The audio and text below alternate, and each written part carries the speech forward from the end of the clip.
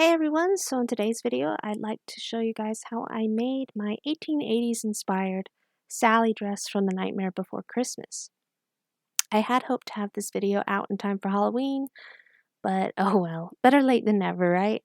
So I hope you enjoy this video, and as always, don't forget to subscribe and click that notification bell. Alright, let's get to it.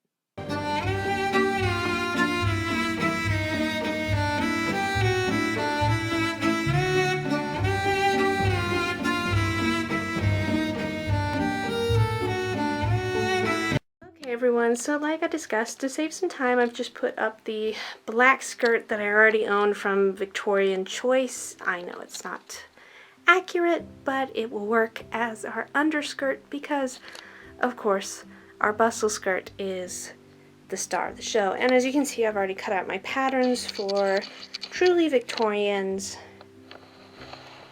August overskirt, which is what we're going to be using as the base for this project. Alright guys, so I've gotten my black lining all cut out for the bustle skirt, and this is important because we're going to use this for a couple reasons. We're going to use this to flatline our patchwork sections, and also just to kind of help me cut the patchwork sections to fit this. So yeah, alright, let's go gather up all our fun fabrics and figure out how we want to piece her together. I am going to try and stay as close as possible to her pattern, but obviously this dress is a lot bigger than hers, so we're going to have to get a little experimental and fun.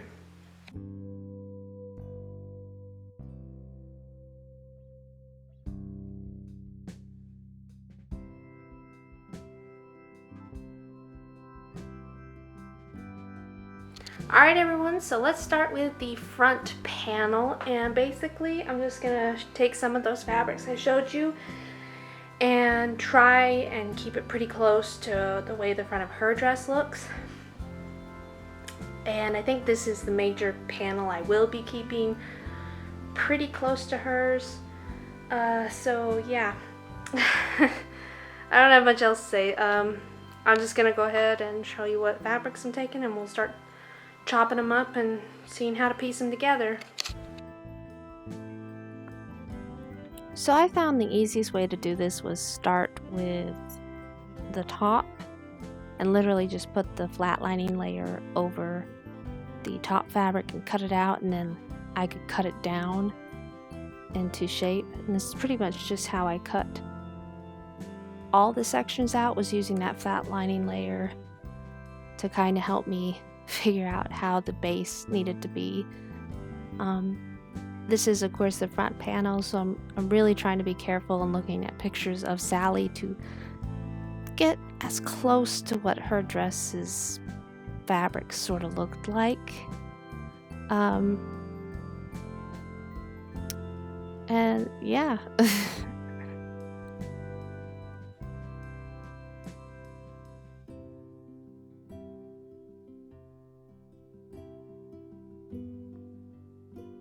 What was nice about this project is I really didn't have to spend too much money, because I think like only 3 bundles of those fabrics I actually bought, and the rest was just scraps I had lying around in my fabric stash. So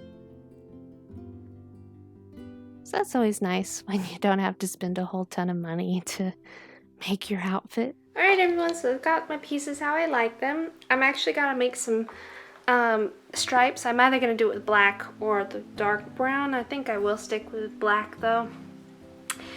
And I'll actually sew the stripes onto this piece first. Then we're gonna start piecing each piece together. We're not flat lining it yet to the black base.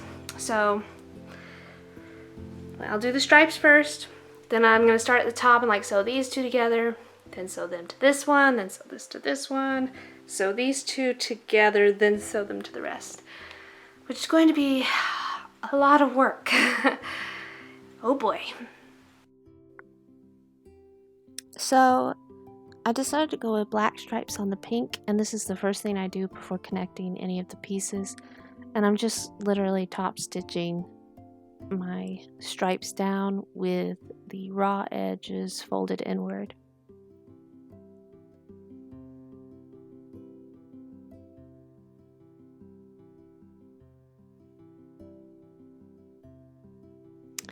And now just slowly connect all your pieces up.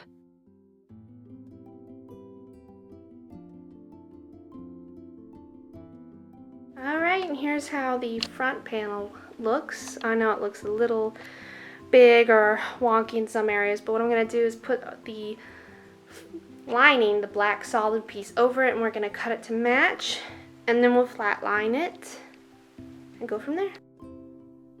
So I put the lining piece on top of my quilted piece, and I'm just trimming around the edges to get them as close to a match as possible, which will help me when we flatline it here in a second.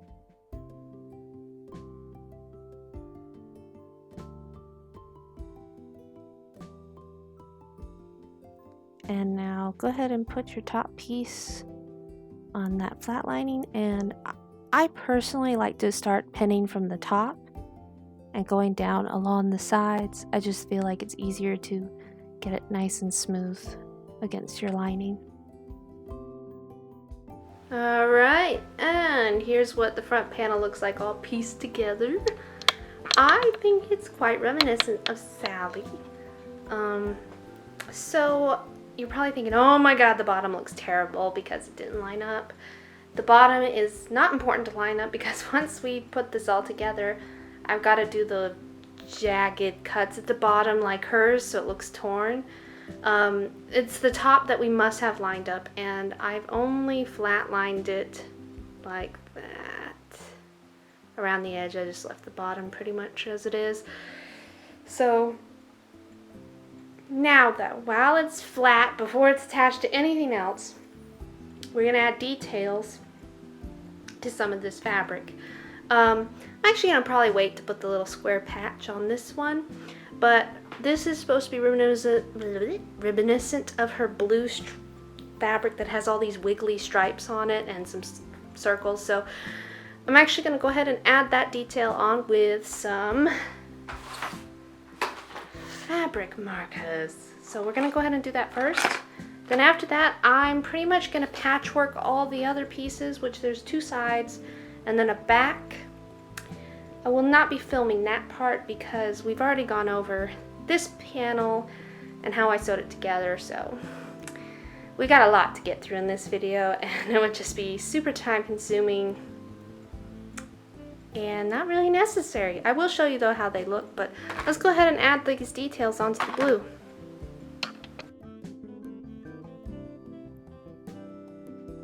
Always remember to pick up your fabric markers so that the case is right side up, so you don't do that.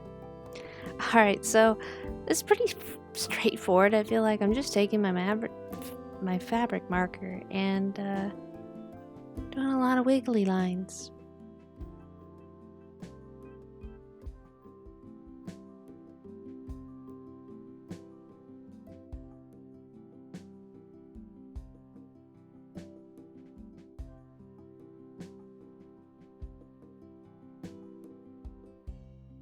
Okay, so after about 5 minutes, I've got it all done, and I've done all my little wiggly lines and my polka dots. So I know hers are quite big, but I didn't want them to be so big. So yeah, now I'm going to go ahead and piece the sides and then the back and patchwork that. Before I sew them all together, I'll show you guys how those turned out, and then we'll actually get started on how to put it together. Alright everyone, so here's how the back panel turned out, and here's how the front panels turned out. So yeah, here's how the front ones came out, minus a cat who won't move his bottom. So I admit the front probably has more color than the back does, but I absolutely fell in love with this fabric right here, the little swirlies that's black and white. I just think it's so Tim Burton looking. And the back piece will be bustled, so you know, you won't see it quite as much, and I'm also might add like a bit more detailing onto the back. But yeah, I think this panel is probably my least favorite. Well, I mean, not just because. I don't know, I feel like the color scheme didn't match that well with the rest, but I mean, it looks very crazy right now, but I think we do have like some very key looking parts that her dress does have. And we're gonna add another bit of detail. So before we put any pieces in, I'm now gotta do another tedious task, which is I'm going to be taking some black yarn and I'm literally going to sew stitch marks everywhere that the fabrics meet. So yeah, that's gonna be the next step. That'll probably take me the rest of the night, and we'll see. I don't know, maybe I'll actually get to putting all the pieces together, but yeah, let's go. So adding the stitch marks adds just so much to this skirt. I mean, it just adds such a great amount of detail, really brings it together. Don't worry, when I do the blouse, I will go over how I did the stitch marks so you guys can see that later. What we're doing now is I'm just literally going off of the pattern to make the pleats in the front and the back, and just mark your lines and add them up.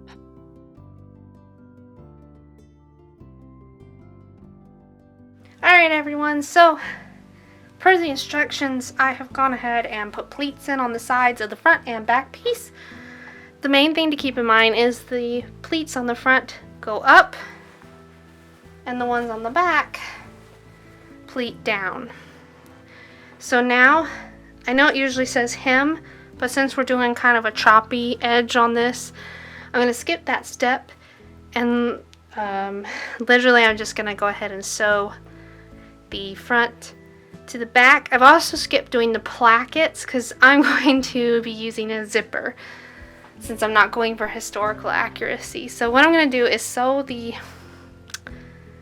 right side all the way up, and then I'll sew the left side, leaving a bit of a gap for my zipper. And we're almost done with the skirt. It's exciting. Now, did I say I was going to sew up both sides? I am not. We're not going to do that. So I've just sewn up the right side, and now what we're going to do is attach it to the waistband. It's so big, it's knocking everything off. And basically the way you want to start this, I don't know if I'm in the camera. It's very hard to work with big projects like this and show everything.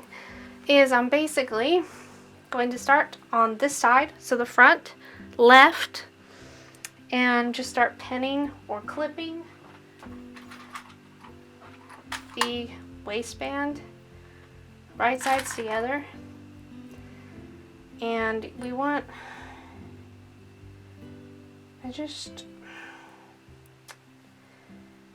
in the pattern, she actually has you have a bit of the waistband hanging over, but since we're doing the zipper, I'm not going to be doing that. I'm just going to have it right up to the edge.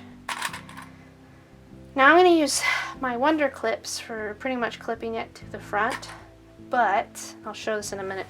Things are going to get a little different when we go to the back, because we're going to, as she says in the pattern, you can either gather or pleat the back to fit the waistband. I think I'm going to pleat it. I tell you, I've got it seems like my waistband is so small. I've got a lot to pleat to make it fit. Dang. I mean, what? That doesn't seem right. I've got to pleat all of this to fit. That's insanity. But I guess we're gonna have to do it. Okay, so very nice. I'm glad I went with the pleats over the gathers. I think it was easier to control. So I'm kind of deviating away from the instructions. I don't know, I didn't read them, but what I'm gonna do with this now is I'm going to sew, like fold it in half and just sew up the edge on either side, and then when I flip it out right, it'll have a nice finished edge, and then I'll sew it to my, raw edge here to get the waistband looking decent, and then I will put in a zipper.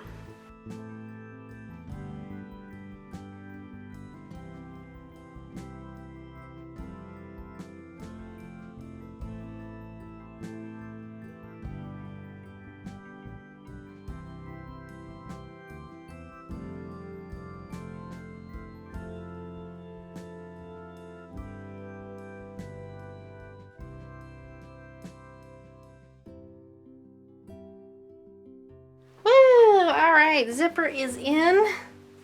I went with, it took me a while to figure out what color to go with for this look because she's so multicolored. I just chose white in the end for my zipper pile.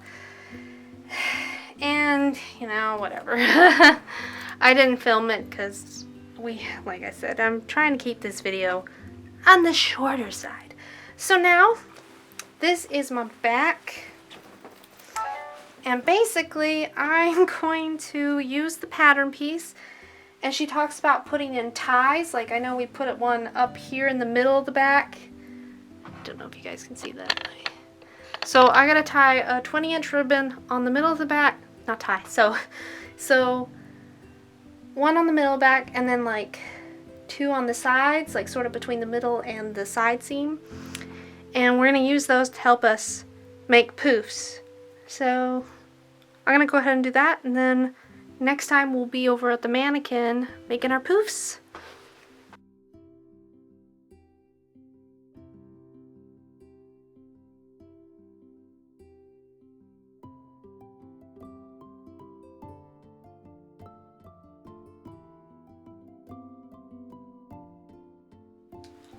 Okay, so what I've actually gone and done is I've actually attached it in 2 places on the ribbon to give it more bustliness, because when I just attached one I didn't quite like it and I thought it just kind of looked bubbly.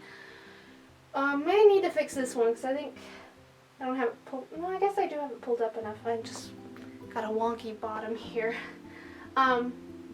So I don't know if you could see that very well, but like here's where like one pin is, and then you just like basically, because it hikes it up, it just folds over it, and then like I have another pin up here, and that's just one ribbon. So basically I've done that with all of them, and now I'm going to take that needle and I'm going to get to hand stitch each section. So yes, I'm going to go ahead and do that. Alright everyone, so we've done the poofs. I actually lied about one. The middle poof has 3 areas that I attached it to. So now we are on just one more detail for the skirt, which is going to be cutting the jagged hemline on it. So I'm actually going to start in the front for that because I think the front's more important for making it look okay. So yeah, let's snip it.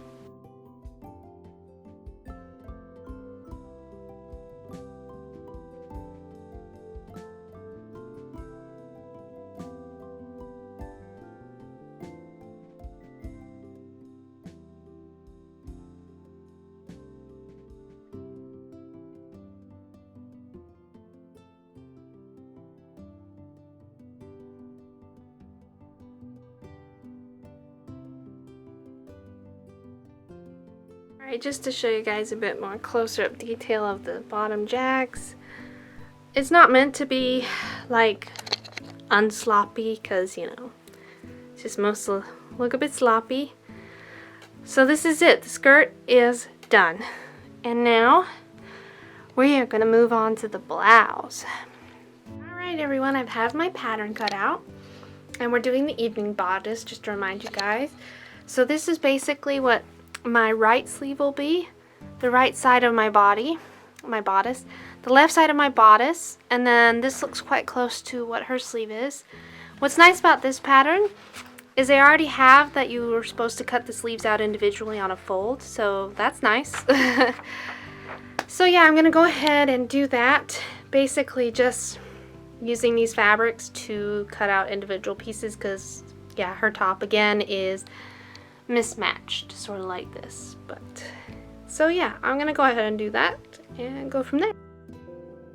So much like with the skirt, once you have some pieces cut out, you can draw designs on them with your fabric markers.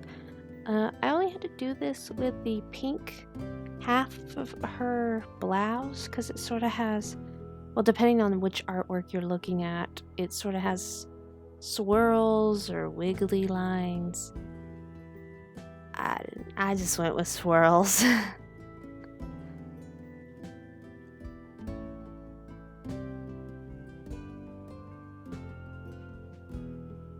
And now we'll actually start piecing everything together. The first step, of course, is to put in your darts on your front pieces.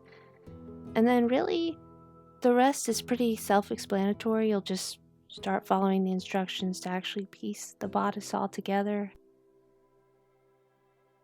So yeah, in case anyone's wondering about the fabric markers, since this video I have already washed the blouse because I got my body paint on it, and the fabric markers don't wash out. I did not dry the blouse because I was worried about my yarn stitches. So, but yeah, I didn't know if that was maybe a potential question people had about fabric markers, but they are permanent, so yes.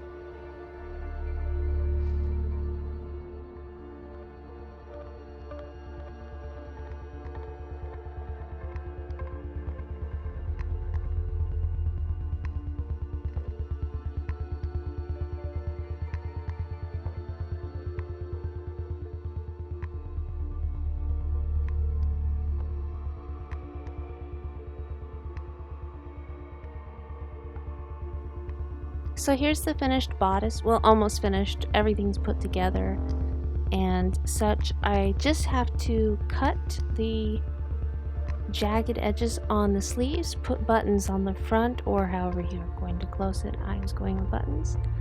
I decided to pick some gingham buttons from my stash.